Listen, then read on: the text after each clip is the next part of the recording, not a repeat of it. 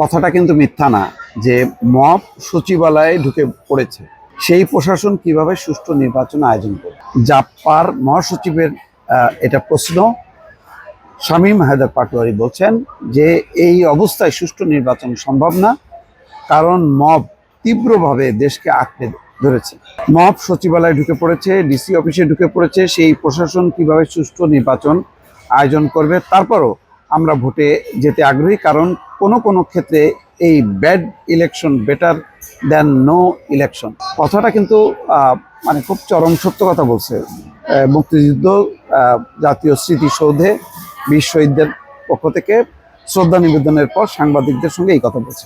এই যে কথাটা আসছে, মব ঢুকে পড়ছে, কোনো কিছু হলেই দেখি যে পদত্যাগ, ওই পদত্যাগ, সেই পদত্যাগ। জাহাঙ্গীর আলম চৌধুরী এখন স্বরাষ্ট্র উপদেষ্টা টার্গেট।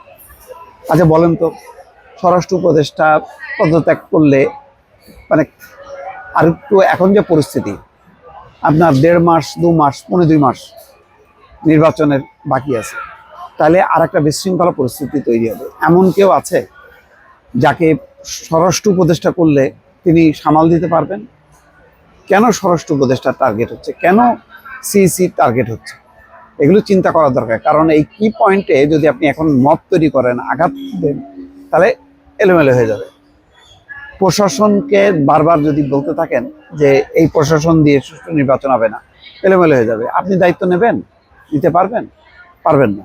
তাহলে এই কথাগুলি কেন বলা হচ্ছে? এই কারণে আমার মনে হচ্ছে যে অনেকেই হয়তো চায় না নির্বাচনটা, বিজয় যতক্ষণ না পর্যন্ত তাদের নিশ্চিত হবে ততক্ষণ পর্যন্ত তারা নির্বাচন চায় না। এই যে ঢাকায় এত বিশৃঙ্খলা, সারা দেশের অবস্থা কি? সারা দেশে মানুষ এখন নির্বাচন চায়। এই অচল অবস্থা, এই অর্থনৈতিক অবস্থা, এই আইন শৃঙ্খলা পরিস্থিতি, এইভাবে তারা চলতে চায় না। এটা বাস্তব। এবং মব তো ভয়ঙ্কর, মবের উস্কানি দেওয়া হচ্ছে।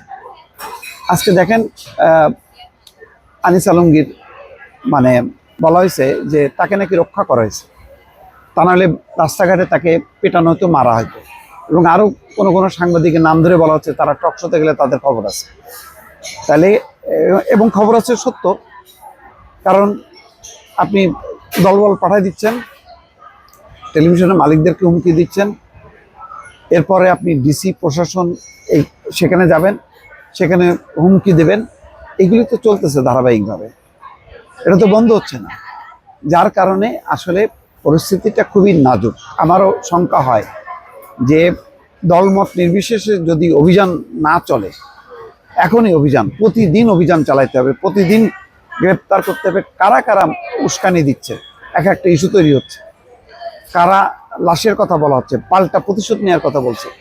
এই জায়গাগুলোকে নিয়ন্ত্রণ করা দরকার, তাহলে আসলেই খুব কঠিন হয়ে যাবে এই নির্বাচন।